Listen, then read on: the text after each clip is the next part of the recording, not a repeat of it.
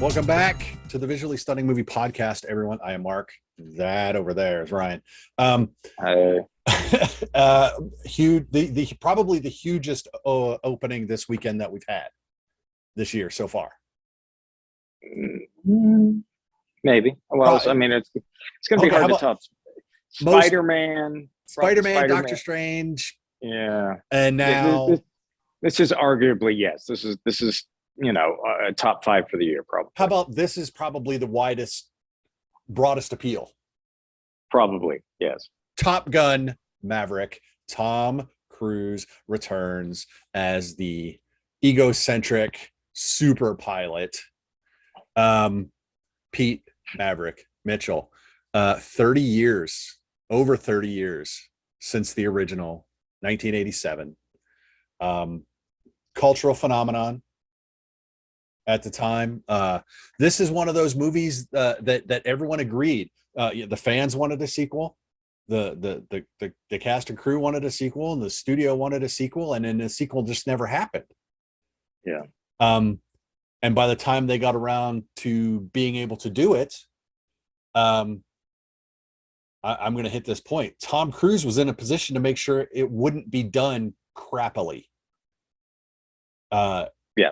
He's in a position to make the movie that he wants to make, and get it made that way, which is no small feat in Hollywood anymore. There are very few people that can do that. I would argue that Tom Hanks probably could, but I don't know that he would ever actually throw his weight around like that. But Tom Cruise will, if it's something that he's passionate about, and he's always been passionate about Top Gun. Fair enough? Sure. I would say all the players are back, but really there's only like 2 that we need to worry about from the original, and that is Maverick and Iceman. Yeah. Val Kilmer, who is back. They do manage to work him back. Yes. He may not have a big role, but he has a significant role.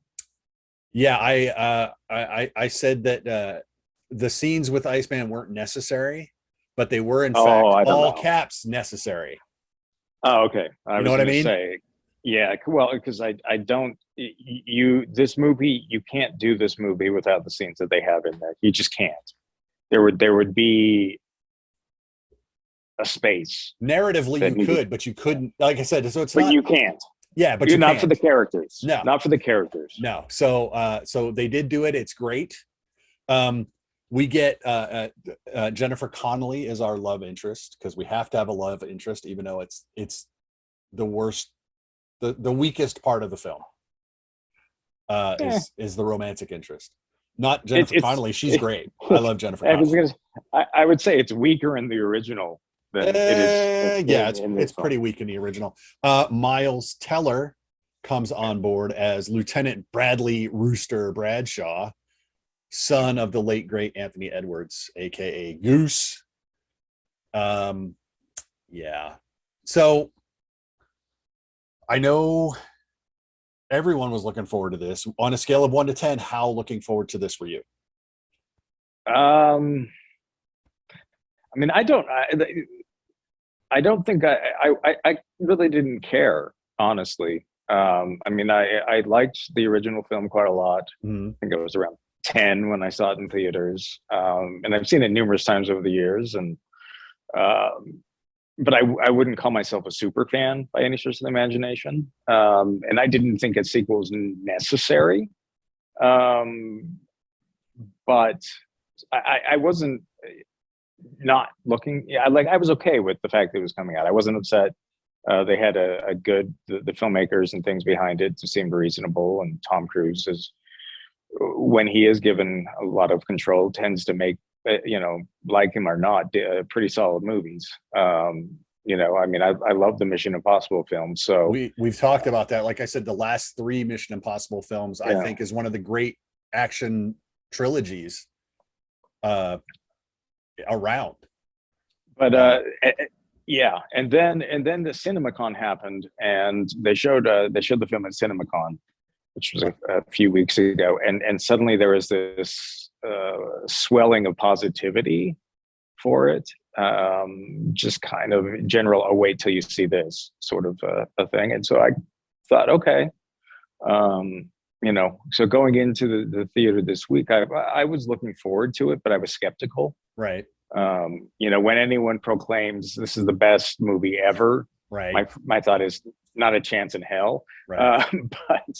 But so I think I went in, hopeful, but skeptical. I didn't need the film to be excellent. I needed the film to be good. And at its worst, it's good. At the absolute worst part of this movie is good, and it only goes up from there. The baseline in this is good. Yeah, I was gonna say I would think it. I almost think it's slightly better. It's very good to excellent is kind of where it falls in for me. As far as we're working within the blockbuster, right, summer popcorn sort of parameters, and that's not exactly the same thing. Will this film be nominated for Oscars? Yes. Would it be for acting? Probably not. Cinematography? Cinematography, definitely. Then we're probably going to get some sound design and some, a few other things along those lines. But but I don't think it wouldn't necessarily you could get a best director out of this too, because it's insane how they made this film.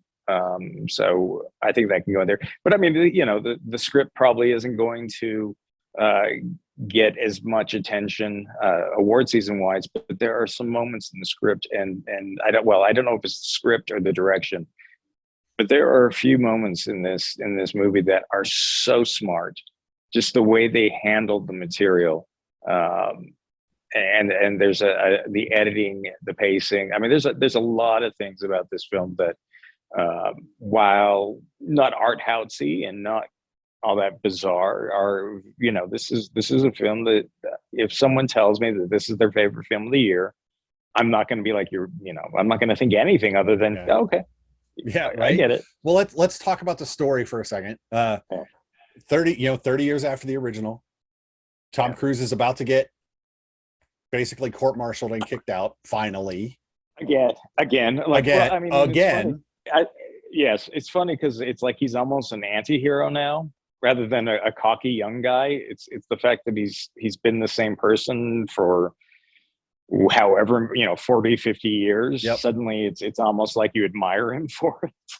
Yeah, and he gets at the 11th hour, literally in front of the admiral's desk, he is reassigned to Top Gun, to prepare as a teacher to prepare a group of pilots for a highly specific, short notice, high risk mission, actual combat mission, not training mission, because he's the only one that has the skills, all the different things, because it's a ridiculous mission.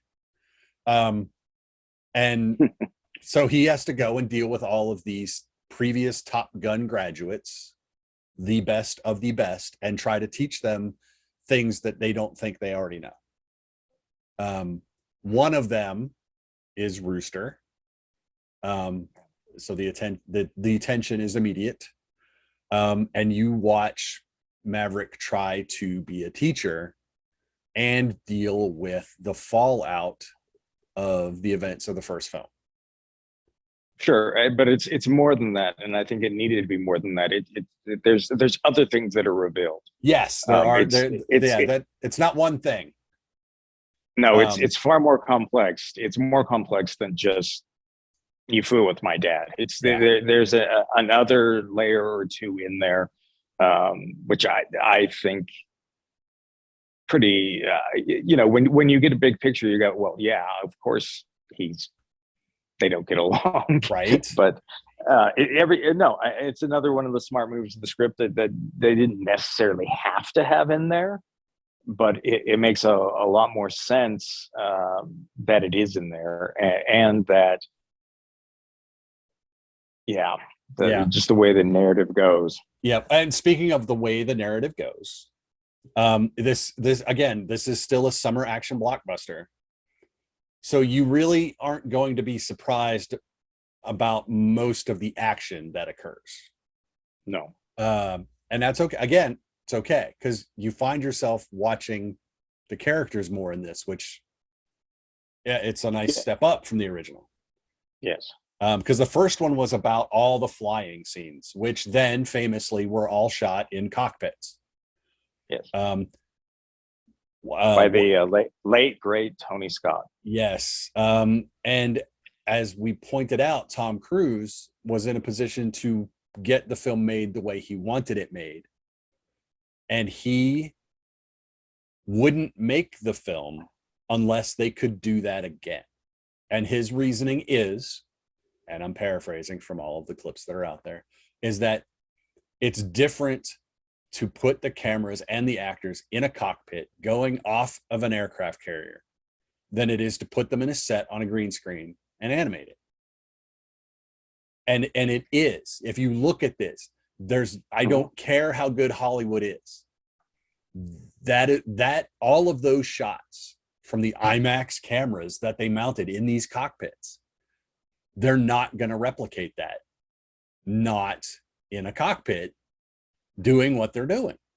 Yeah. Well, just, and it's that's not what it's remarkable. For. It is incredible. Yeah. And it's a roller coaster.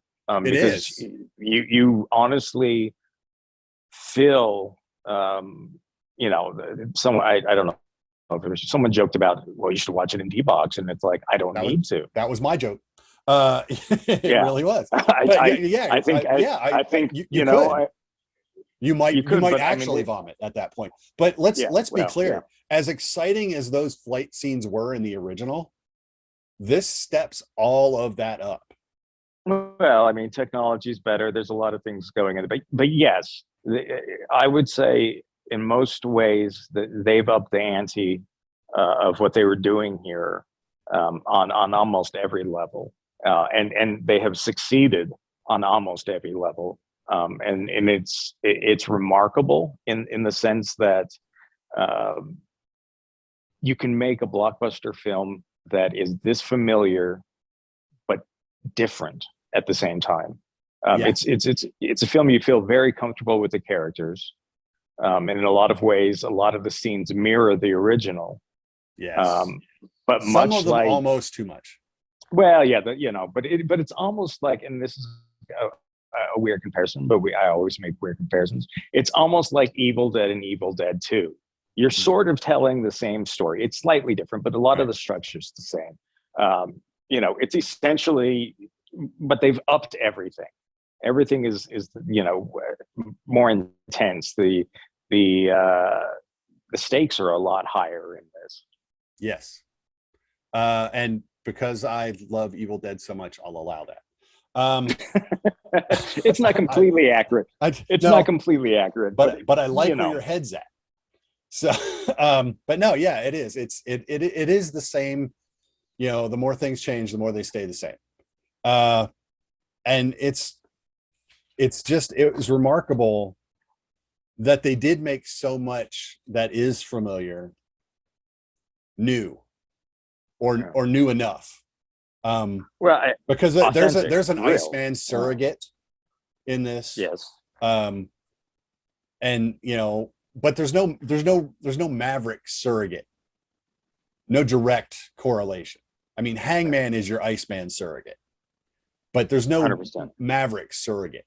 Rooster's kind of close, but not in the piloty sense, in the interpersonal sense. He's Hangman's foil. But that's where that ends. There's still no Maverick, and there is only one Maverick. And again, let's talk about this the cast for a second. Again, Miles Teller is Rooster. Glenn Powell, I don't know if he famously played, but I remember him from Hidden Figures as John Glenn. And in my review, I wrote up that all-American boyishness that he had as John Glenn is completely flipped around, and he's near egomaniacal psychopath. in this film. I mean, he's not killing people, but you know, he's that guy. I mean, it's 180 degrees from John Glenn. Well, he's the guy I would say that you hate him, but you kind of like watching what he does. Yeah. Like there's something like it's like I don't like this guy at all, but you know what? He's kind of entertaining. Yeah. He adds a little flavor to something. So let's keep him around. Yeah, and they didn't skimp on. I mean, because they have like 12 pilots and Rios that they're training to pick some to go run this mission. And they're all young actors, and they're all very, very vibrant and active, and they fill their little archetypal roles in the class. Let's talk about the actual supporting cast for a second. They didn't skimp on the Navy side either. Ed Harris is the admiral that's trying to shut down the test program that Maverick starts in the film, which is that scene in the trailer with the black aircraft flying low on takeoff. Because they call Ed Harris the drone ranger because he wants to go to unmanned vehicles. He doesn't think pilots need to be anymore. So then he goes to Top Gun. He works for Jon Hamm, who's a 3-star pilot who hates Maverick as well. You know, and over the course of the movie, we find out why Maverick has actually not been kicked out yet. Yes. You know, but they didn't skimp on his surrounding, you know, the people he's going up against this, you know, head to head this time. So like I said, I'll watch Ed Harris do anything. And then Jon Hamm, I was actually kind of surprised. Jon Hamm was really impressive. Just the right amount of the pilot that he was, you could peek through, but he was also now that 3-star bureaucrat. And I actually really enjoyed watching him go up against Tom Cruise. I thought that was a really nice dynamic they put together. So kudos to that particular casting choice. But yeah, so they've got this, you know, they've got the young cast of characters that he's trying to train and all of this other stuff. There's a couple points at the end where you're like, oh, I said fan service, and I normally use that in a bad way, like a terribly bad way. But like Ghostbusters Afterlife had fan service, but they didn't go too far. You know, The Rise of Skywalker, way too far. You know, things like that. You know, so there's a balance to be made for. There's some fan service moments near the end of but you know film. they feel far more earned in this film, and it's because of some of the things they've done with the scripts. It's because of they're at the end.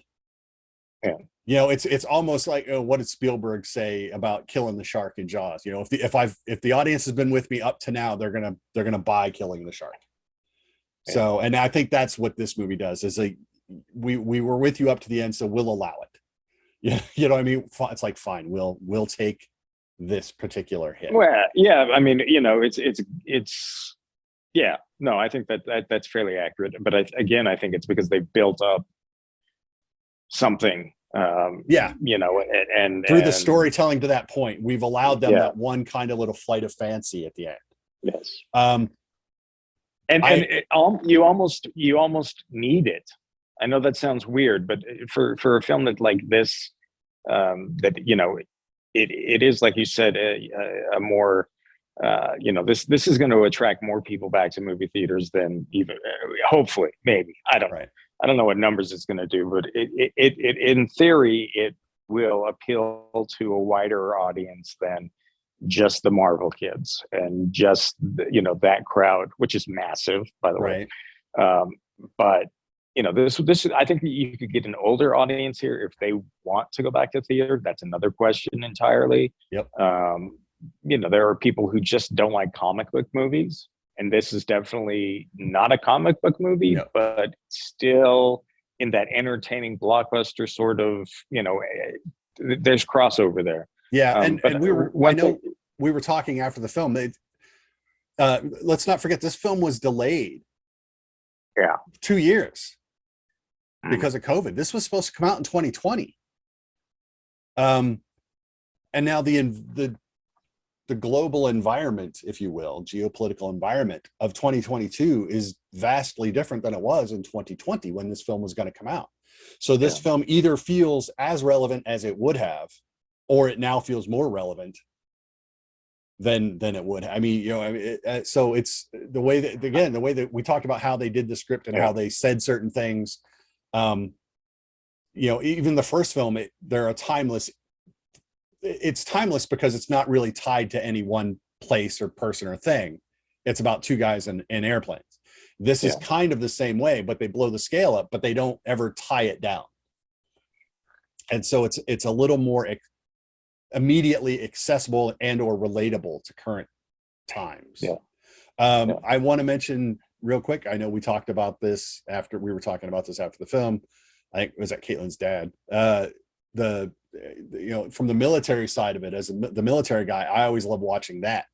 You know, the interpersonal dynamics and, you know, rank structure and how you get people to do things. But then also as a former maintainer, I loved all the detail. And again, it's got to be Cruise pushing for authenticity, because, you know, there's in the opening scene when he's pulling that experimental jet out of the hangar, I said, you know, there's no markings on it. It's just this big matte black thing, except the skunk is on the tail.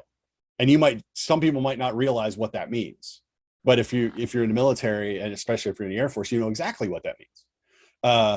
You know, it's Skunk Works. They've built basically every great, awesome high-tech aircraft has gone through the Skunk Works development facilities wherever they're being built. So, you know, that's cute. You know, you watch, you know, he deals with his crew chief. Hondo is the guy, you know, and I don't know if people, non-military people and non-aircraft people know this.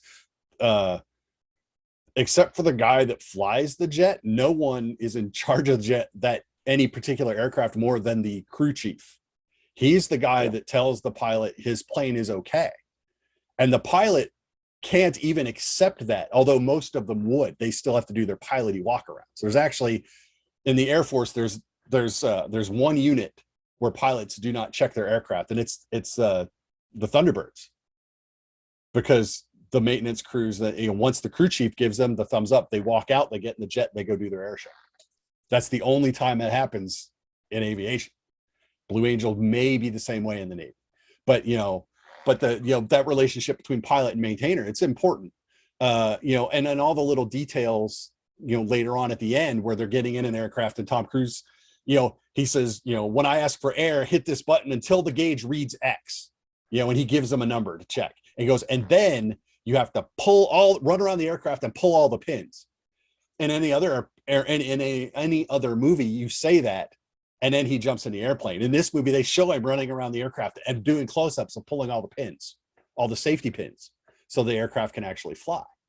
And it's just little things like that that just you know, the airman in me, I was just all excited about that.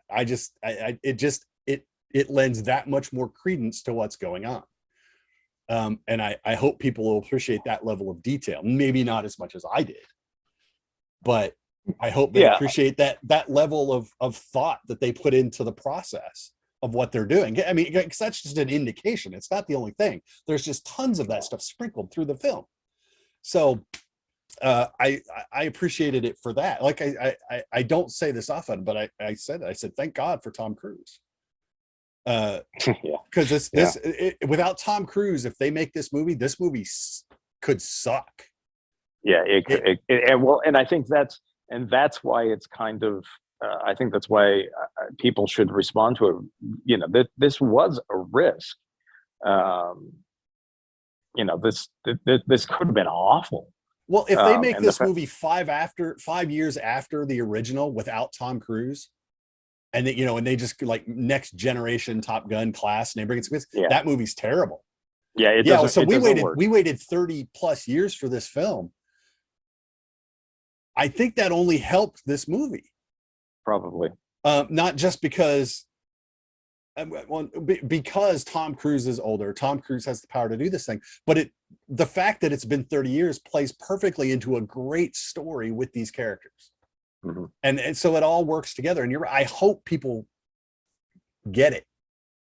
I hope they appreciate it for what it is, because I don't know that you're going to get this again.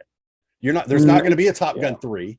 There's, you know, but I don't think you're going to see a 30-year gap like that has the same continuity yet newness. that this film had. This is like a unique pair of films. No, And I, I I hope you think that appreciate it. I think that's true. You know, and obviously there were things about the original film, like the soundtrack and things that kind of defined the era that it came out in. And I don't think this film necessarily has the songs that one did. It uses a lot of the themes from the original film, just to, you know, Star Wars does it too. It's not like no one ever uses the same Right. themes from our earlier films. But this one, if it's going to be iconic, it won't be simply because it's a pop culture thing. It's going to be more because it was just a film that probably doesn't typically get made anymore. But again, because Tom Cruise and his relationship with Paramount and how well and how much money he has made for Paramount, they give him, a lot of freedom, and as a result, it's paid off in pretty much every film that they've done. There's a Jack Reacher film, the second one, that I didn't really care for, but I mean, generally speaking, you know, Tom Cruise delivers, and as much as how you ever might feel about him as a person, Mm-hmm. him as an actor is a pretty incredible, charismatic thing, and the film doesn't work without him. It can't work without him. It doesn't work with Val Kilmer, even though his role is small. That you needed those things. A lot of the other stuff is not nearly as important, but they usually, what happens is they forget what made it something special. And this, I think they found something that was good and made it special. Because like you said, this is far more about characters and relationships, and it's grounded in ways that the original never was. Right. And I think people are going to go for the flight. And that's fine. But they're going to be surprised by what else they get. Yeah, because the flight stuff is amazing. It is amazing.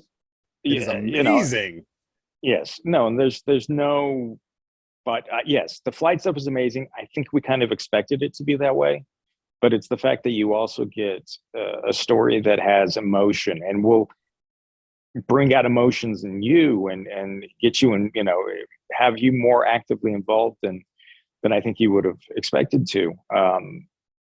It's that's where this film is different. And I think Sean Means from the Salt Lake Tribune and I were talking right at the end of the film, and you know, he said something along the lines of, you know, I think our expectations for blockbusters has radically changed since the first Top Gun, and I think that's true. And I think that this film is more in line with what a current blockbuster is. And oddly enough, it's kind of what Jaws was too. What, you know, the great blockbuster that has spectacle, Mm-hmm. but it's also about real relationships and people and dynamics and power dynamics. I mean, there's, you know, it's not just cocky kids wanting to be the best pilot. There's more to it than that. Yeah, so yes, I think you're right. I think the action of it, people are going to go in and they're going to get what they expected, but then with what else the story brings, you're going to get a little more than you expected. Yep. That was the other thing I said. Is it's everything you wanted, and it's everything you didn't know you wanted out of this film, and that's a good film. And I think it's going to do ridiculous money, and I think it's going to do consistently ridiculous money for at least 3 weeks, if not more, because I don't know what's coming out after it. I don't know how far ahead the studios plowed for this. Probably not. If it's 3 weeks, this is gonna rule for 3 weeks. If it's 4 weeks, it's gonna rule for 4 weeks. If it's 5, if it's not, but it depends on what's coming up. So, well, and it could anyway. And yeah, really. And it could anyway. So this, I have no trouble saying that until the next big film, and I'm not even sure what that is at this point, Thor, or that's like late, isn't it? Yeah. Until that next movie comes, this is the highest grossing film of the year, and it might stay the highest grossing film of the year because of its wide appeal, and I will argue its rewatchability. Well, yeah, no, I mean, I mean, there were people who were at our screening who had been at CinemaCon. There were people at our screening that even some of the people who worked at the movie theater who had already seen it 2 times came in to watch it. Yeah. So, I mean, and Well, like I said, you I'm know, going to see it. I'm going to see it next week because I have to take the wife yeah. to see it. So Well, and you have to see this on the biggest screen possible. We saw it in IMAX, and it does make a radical difference. it does. God, Uh, if this had been released at home, people would have been like, uh, "Oh, it's pretty good." But with the yeah. sound and the size and a crowd, yeah, I this